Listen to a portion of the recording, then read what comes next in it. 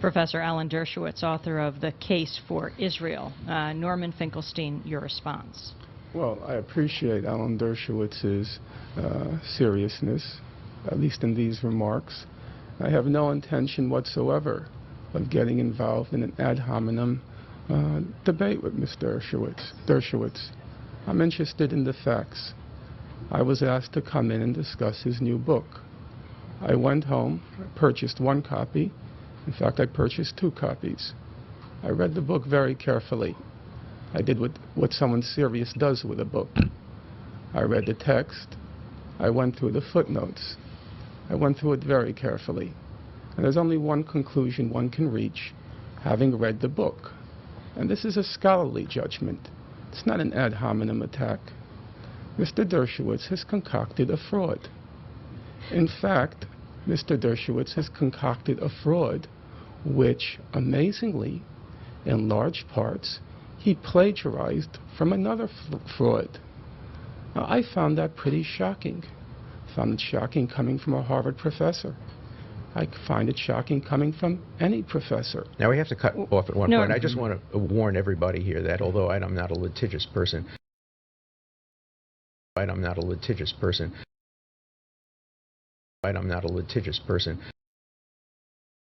When you make allegations of plagiarism, when you make allegations of plagiarism, that's a technical term I agree. Which has great legal implications. I agree. And, I can't obviously sit quietly by and, you shouldn't. and accept an allegation let's look at the evidence.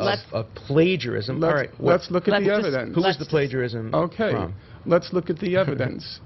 In the first 2 chapters of your book, you extensively reproduce all of Joan Peters' pages in her book. Now, in 1984, one Joan Peters published a book called From Time Immemorial. The book was universally recognized by serious scholars to be a fraud. Without wanting to toot my own horn, I'm widely recognized as the person who exposed the fraud. So, Peters was crisscrossing the country promoting the book. This vast lecture tour, I think it was 250 speaking engagements. And whenever she would be on like some community radio, my friends would ring me up. Hey, Norm, she's now on community radio in Waco, Texas. Why don't you call in? So, wherever I go, wherever she goes, the most obscure radio. You're calling in. I'm calling in. Driving the poor woman mad. Well, what did those conversations go like?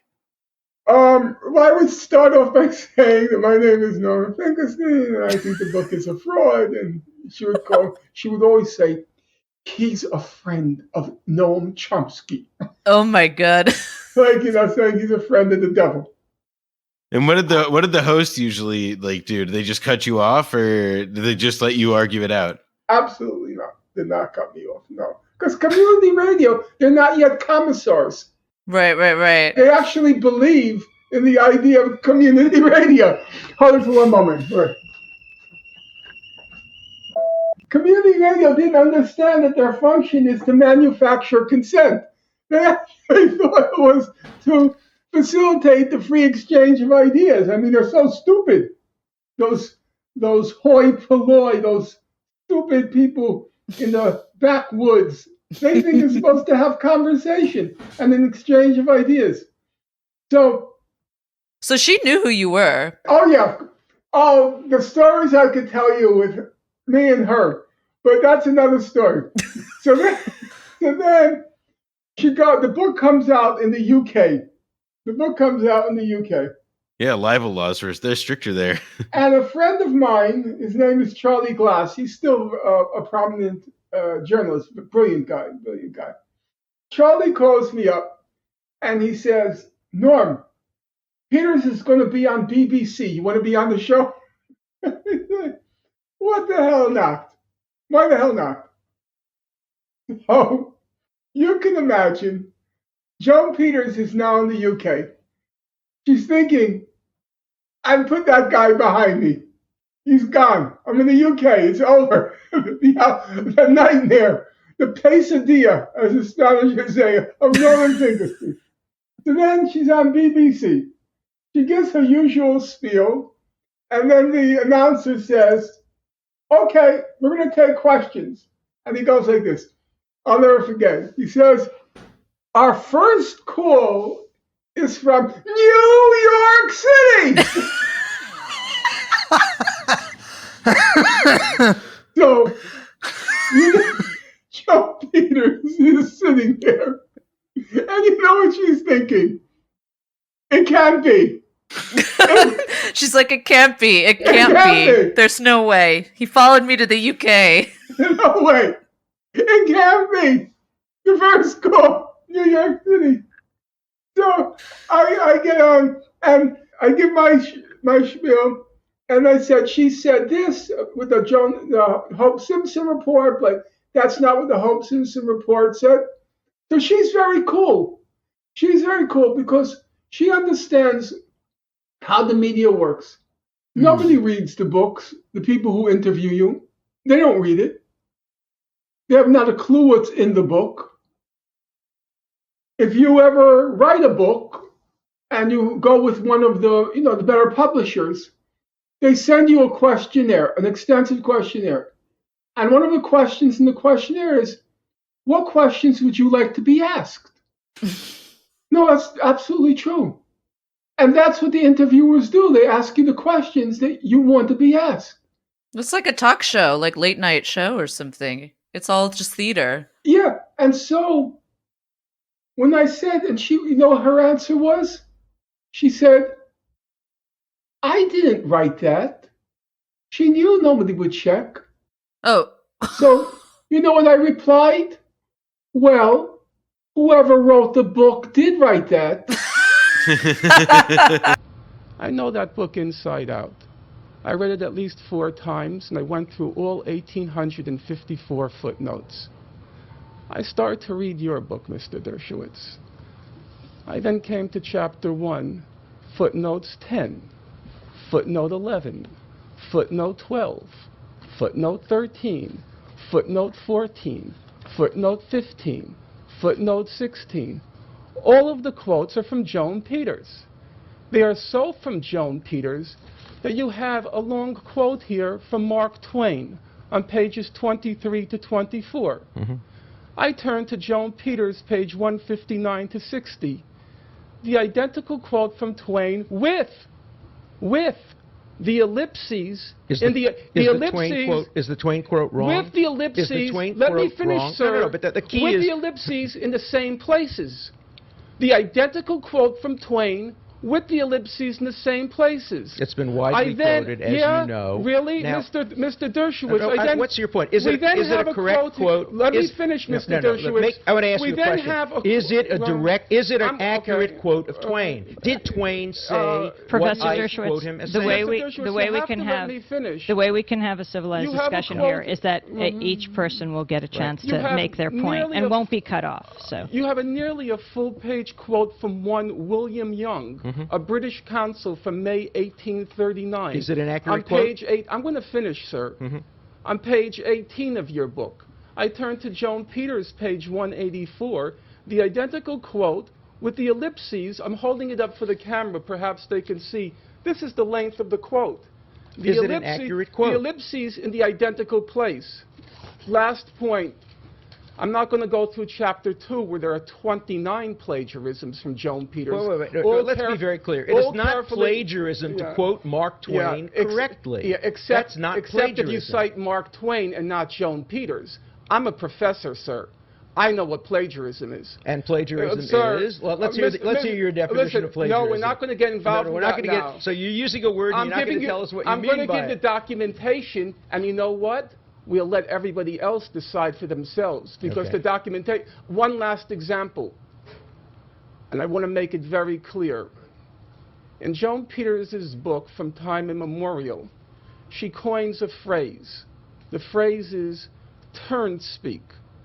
And she said... No, she borrows it from... No, she borrows it from who is it? I'm sorry. No, she attributes it and borrows it from somebody else. It's not her own phrase. She coins the phrase. You see, you don't know what you're talking about, and that's pretty terrible.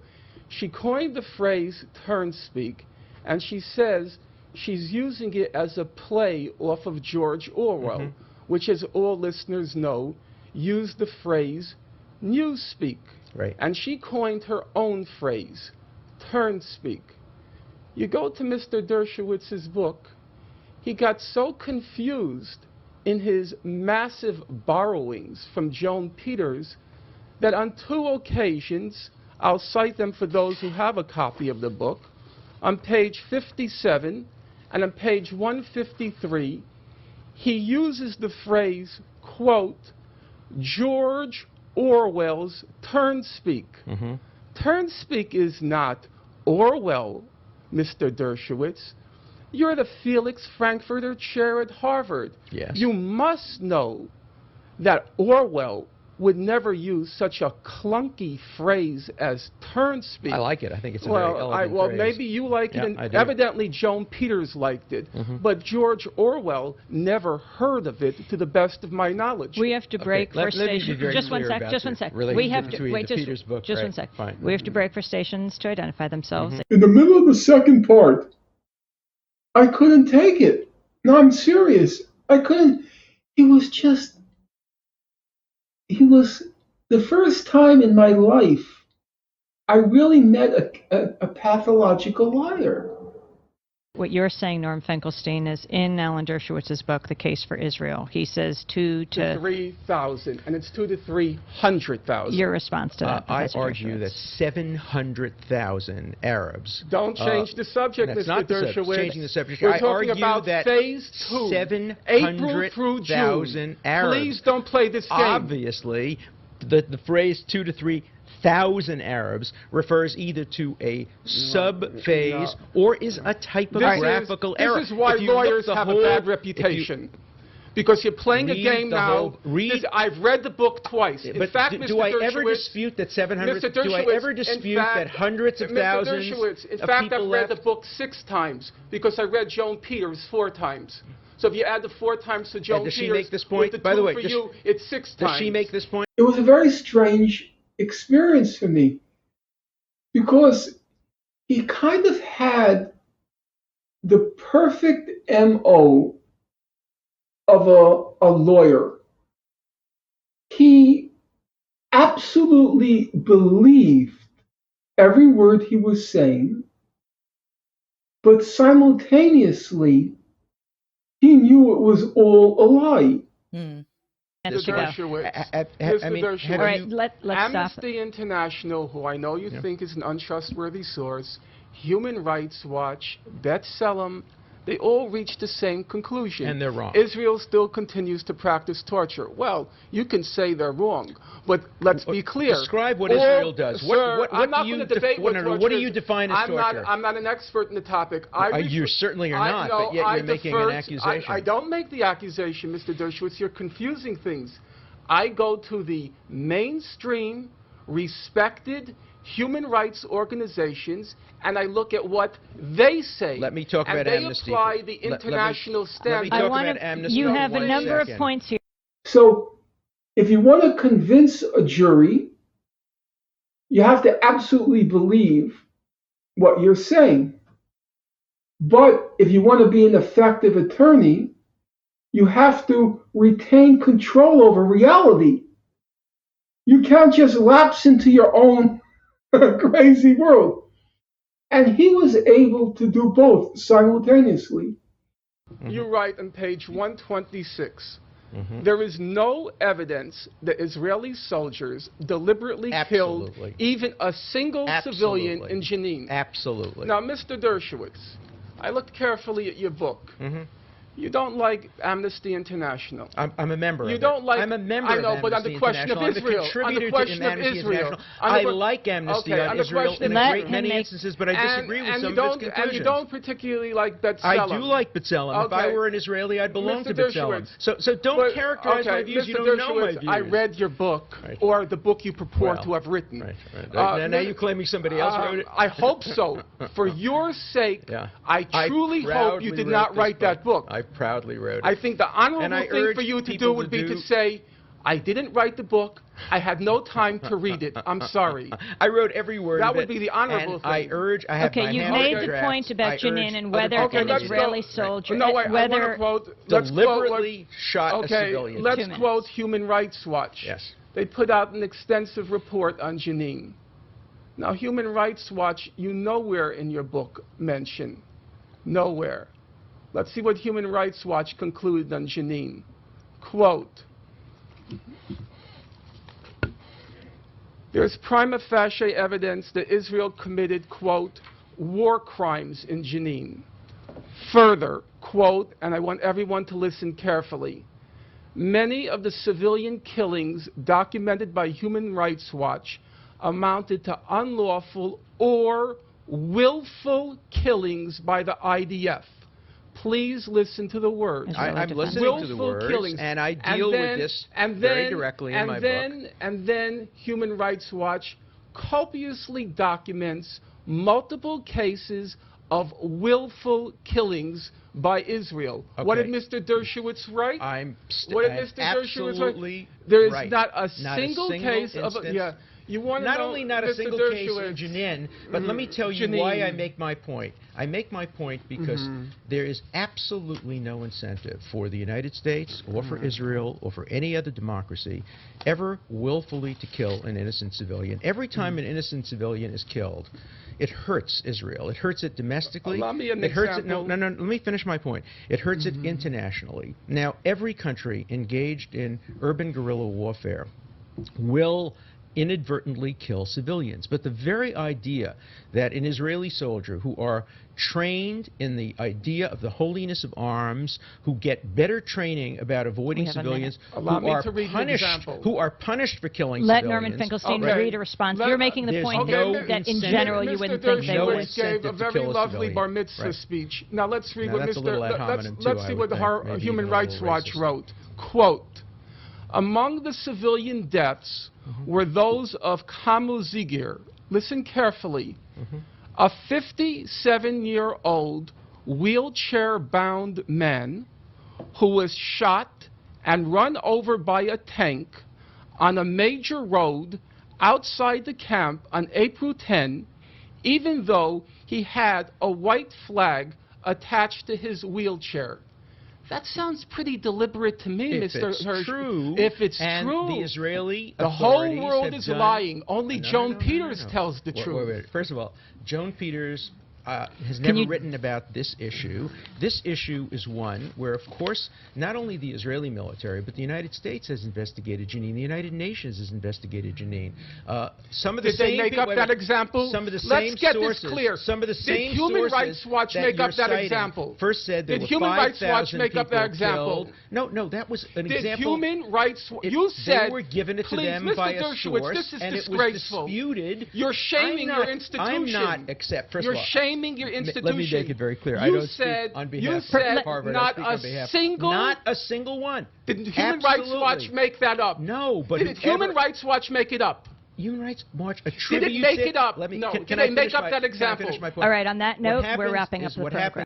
Totally believe what he was saying, but simultaneously know that what he's saying had no connection to reality, and so he had total control over the real world that's unfolding about him. It was diabolical. Yeah. And I got so nauseous being in his company that in the middle of the second half, I took off my earphones. I said, I'm out of here. I can't take it. And Amy said, get back over there. Put on your earphones. No, so you'll see, if you watch closely the second half, you'll see the last half of the second half, I'm not wearing the earphones. It was so creepy. Yeah. It was so creepy to be really around this guy. Well, to see someone who can like dissociate that much, yeah. like from reality, and then manipulate it with literally no qualms. Yeah, and he had one physical manifestation. If you watch carefully, every time he lies, he gets this tip. No, it's true. The program on MSNBC, you said, if anyone can why did Alan Dershowitz target you? Alan Dershowitz didn't target me. What happened was, after I appeared on the Democracy Now!, I remember Amy Goodman. I was friends with her then. I'm not friends with her anymore. But at the time, I was friends with her because we had a mutual friend in common.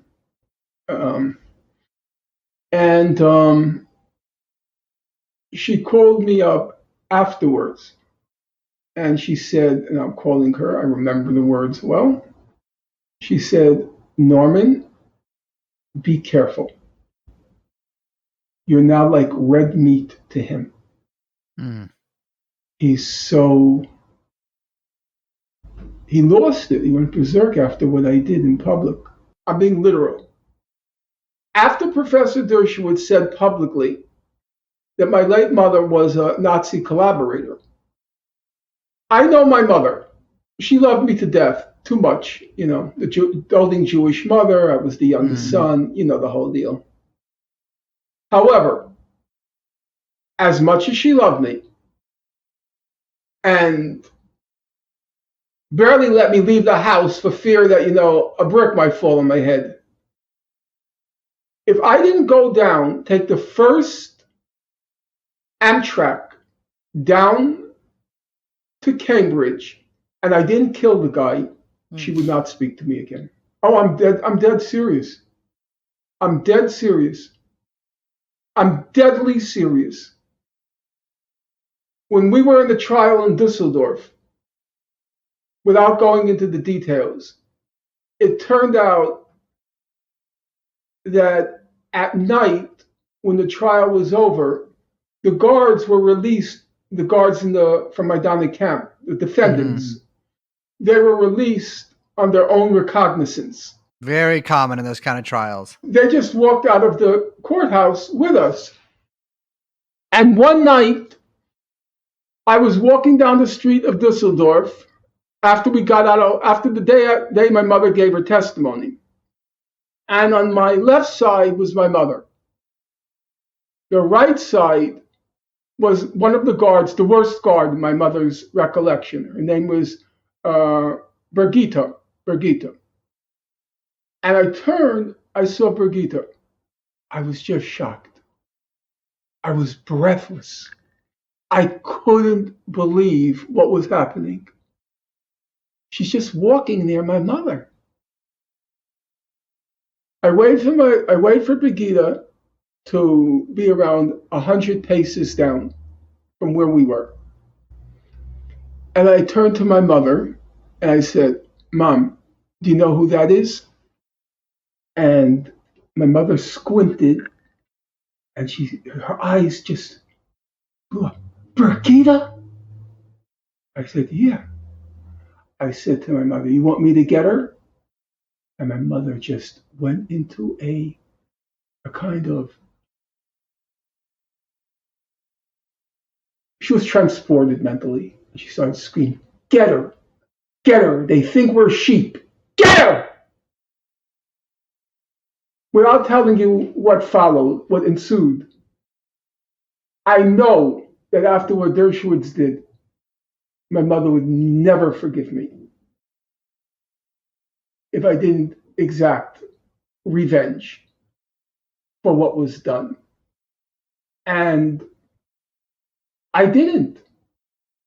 I got into a big back and forth with Elena Kagan, who now sits in the Supreme Court. Yeah. Because she was at that point the dean of Harvard Law School. And he posted that about my mother on his official Harvard Law School website. So I contacted her and I said, "Do you have any limits on what you allow on your website, on our website?" She said, "Yes, we have limits. They're very broad limits." So I said to her, "I have two questions. Question number one, do you have any evidence whatsoever that my mother was a collaborator with the Nazis? She refused to answer that question. So I said then to ask her again, do you have any limits? She said, broad limits. So I said to her, okay, let me ask you a question. Here's my question. If somebody posted on their website, Harvard Law School website, that your mother was having an affair with the rabbi, would you take it down? Or would you leave it up because of broad limits? Now I ask, what's more disgusting? To say your mother is having an affair with a rabbi, or to say that my mother, during World War II, collaborated with the people who exterminated her mother, father, 2 sisters, and brother. They ended up in gas chambers. And you're saying my mother collaborated with the people who exterminated my family. So she replied through, oh God, my memory. Probably my memory doesn't want to remember. It's all written down. But I don't doubt that. She replied, I don't think we'll have anything more to do with him after what he said, about the rabbi. The thing with the rabbi. That was really all I did. That was all I did. I did nothing, Yesterday, Justice Kagan swore in the new Vice President of the United States. Yeah, Justice Kagan. That's a bitter taste. You decide. Our website, www.democracynow.org. I'm Amy Goodman. Thanks for joining us.